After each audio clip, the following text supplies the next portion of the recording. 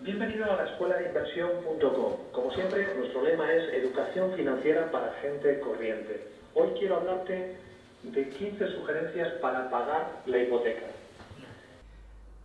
Todo está corrupto. No hay nada recto en nuestra naturaleza maldita. ¿Voy a devolverle su dinero?